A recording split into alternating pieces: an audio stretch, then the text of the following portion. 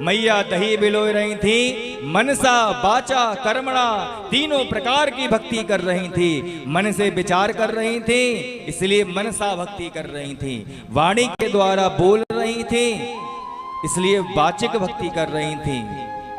और कर्म कर रही थी ठाकुर जी का, तो कर्मणा भक्ति कर रही थी। मनसा वाचा कर्मणा, जो तीनों प्रकार से भक्ति करता है परमात्मा तो उससे प्रसन्न हो ही जाता है। जब यशोदा मैया दही भिलो रही थी, झूमती हुई दही भिलो रही थी, तो उनके जोड़े में बेले के गजरा लगा था। उन बेले के गजरे ने मन में विचार किया, हाय रे हमारा दुर्भाग्य कि परमपिता परमेश्वर की जो जगत जननी है, माता है, वह उनकी सेवा कर रहे हैं और हमारा दुर्भाग्य उनके सिर पर है। ये हमसे बहुत बड़ा जघन्य पाप हो रहा है, क्योंकि हमारा सामर्थ्य नहीं है। परमात्मा की माता उनको मना रही हैं, उनकी सेवा कर रही हैं, और हम उनके जूड़े में लगे हुए हैं। सब जितने फूल थे उनने झड़ना प्रारंभ कर दिया। यशोदा मैया के जूड़े में फूल थे, सब झड़ झड़ करके गिरने लगे और यशोदा मैया के चरणों से लिपट गए फूल। मन ने विचार किया फूलों ने, ये तो परमपिता परमेश्वर की माता हैं, भला हम जूड़े में क्यों रहें, हमारा सामर्थ्य नहीं है। हमारा सामर्थ्य तो ऐसी माँ के चरणों में ही है। यशोदा मैया के चरणों में ही सारे फूल चढ़ गए। अब मैया दही बिलो रही हैं, गा रही हैं, मन से प्रभु को मना रही हैं। कन्हैया जो हैं सो रहे थे, उनकी निद्रा खुल गई।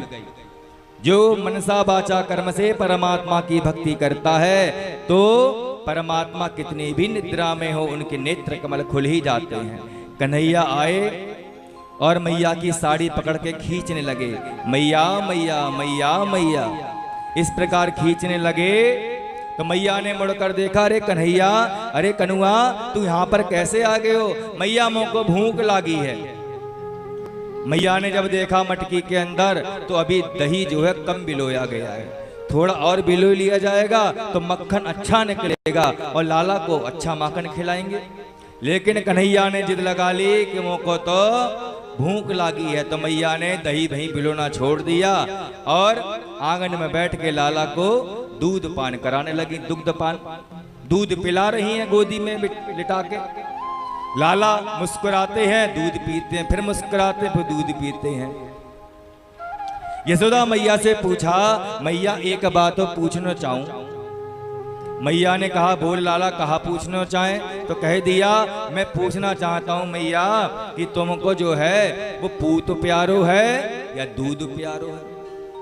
यशोदा मैया ने कही, अरे लाला, ये तू बोल रहा है? 2-2.5 साल को लाला ऐसी बात पूछ रहा है मुँह से कि दूध प्यारो पूत प्यारो है। जब मैया से बहुत पूछी तो यशोदा मैया ने कही कि देख लाला, जा अवस्था में तेरो जन्म भयो है, सच बचाओ तेरी सौगंध, मेरे लिए तो मेरा जीवन धन जो है ना वो तू ही है, और मुझे पूत ही प्यारा है, दूध प्यारा नहीं है। कन्हैया बहुत हंसे और हंसते हुए मैया के दुग्ध को पान करने लगे। मैया भूल गई कि उन्होंने चूल्हे पे दूध रख रखा है। जब चूल्हे पे दूध रखा हुआ था तो दूध ने मन में विचार किया कि कन्हैया जो है, लाला जो है, अपनी माता का सारा दूध पी लेंगे तो फिर हमारा क्या होगा? हमें संसारियों के पेट में जाना पड़ेगा, इसीलिए हम संसारियों के पेट में नहीं जाएंगे। हमारा उपयोग होगा तो लाला के कार्य के लिए ही होगा। जब लाला दूध सारा पी लेंगे तो भला हमारा क्या होगा? तो दूध जो है उफान आ गया दूध में और अगली में जलना प्रारंभ कर दिया। जब मैया ने खुश सुंगारे, दूध लगता है जल रहा है, कन्हैया को लिया, बिठाया और भागती हुई गई और दूध को चूल्हे से उतार दिया भगोने के लिए। कन्हैया ने मन में विचार किया, मैया ने अबई तबई तो मोरी सावन दिखाई कि मोह को पूत प्यारो है, दूध प्यारो ना है, और मैया ने अबई अबई को पटक के और दूध उतारन चली गई। जहाँ को मतलब ये है कि मैया को पूत प्यारो ना है, दूध ही प्यारो है। वास्तव में मैया को तो पूत प्यारा था, लेकिन जिनकी संतान माता का दूध पीती है अगर संतान छोटी है, माँ का दूध पीती है, ऐसी अवस्था में अगर दूध जलता है, दूध अगर अग्नि पे जलता है तो इससे असगुण माना गया है। संतान की जो आयु है वो घटती है, संतान को रोग होते हैं। इसीलिए मैया भागती हुई गई और दूध के भगोने को उतार दिया। मैया दूध का भगोना उतार रही हैं और मैया ने कहा, मैया ने देखा कि बड़ी तेज आवाज आई है। कन्हैया ने कहा, काम कियो। कन्हैया घुटवन चलते गए और कन्हैया ने चटनी पीसन बारू बटना हो। बटना समझ गए, अब तो सबको मिक्सी याद आएगी, है बटना तो भूल ही भाल गए हैं। भागवत में आपको सब चीज याद आ जाएगी। कन्हैया ने बटना लियो और मटकी में मारो धम्मसीना। जैसे धम्मसीना मटकी में मारो, मटकी फूट गई, सब दही बहने लगा। मटका को लेकर पहुंचे कन्हैया जहां पर मैया दही रखती थी कमरे के कक्ष के अंदर, जिस कक्ष में मैया जो है दही दूध दही रखा करती थी, मक्खन रखा करती थी। कन्हैया ने कहा, काम कियो, बटना से सबके सब मटका फोड़ दिए। यशोदा मैया के सासू माँ के जमाने के जितने मटके थे सब फोड़ फाड़ दिए। मैया जब आई तो चारों तरफ दूध दही दिखाई दिया, मक्खन दिखाई दिया। ऊकल पर खड़े होकर कन्हैया कहा, काम कियो। कन्हैया ने आवाज लगाई, न जाने कौन सी भाषा में आवाज लगाई, तो जंगला पे असंख्य बानर आ गए, बंदर आ गए और जंगले से हाथ कर करके सारे माखन को खाने लगे। ऊकल पे खड़े होकर कन्हैया ने कहा, काम कियो, जितना माखन था जंगले में के बाहर गोला बना बना कर फेंकें और जंगले से बाहर बानरों को माखन खिलावे, दही खवावे। मैया ने देखा, अरे ये लाला कहा कर रहा है, तो मालूम पड़ी बानरों को खिला रहा है। मैया ने कही, अरे कन्हैया ये कहा कर रहे हो है, देख इतनी मेहनत से माखन बनाया और तू बानरों को खिला रहा है। मैया ने बहुत रुकने का प्रयास किया, कन्हैया बिल्कुल ना रुके। ये बानर कौन है?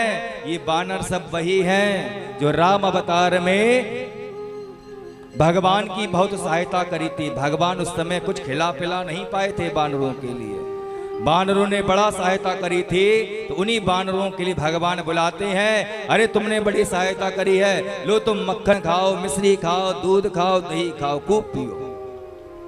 मैया से ये सहन नहीं हुआ। मैया जैसे ही कक्ष के अंदर पहुंची तो दही के जैसी पहुंची तो दही भरा पड़ा है, मक्खन पूरे कमरे में भरा पड़ा है। मैया का पैर मक्खन के ऊपर पड़ा तो मैया जो है उनका पैर रपट गया। मैया कमरे में गिरी तो दूध दही से बिल्कुल नहाए गई। लाला को पकड़ने का प्रयत्न किया तो लाला ने ऊखल से छलांग मारी सीधे कक्ष के बाहर। मैया जैसे तैसे उठी और हाथ में डंडी लेके कन्हैया के पीछे पीछे, अरे लाला, अरे कनुआ रुक जा, आज तो ही ना छोड़ूंगी, तूने मटकी फोड़ दी, सारो माखन बानरों को खवाई दियो। कन्हैया डर गए, कहीं ऐसा ना हो कि मैया मुझसे बहुत ज्यादा नाराज हो जाएं और आज मेरी मार पड़ जावे। कन्हैया आगे आगे पीछे पीछे मैया दौड़ती हुई आई। मैया को पता ही नहीं चला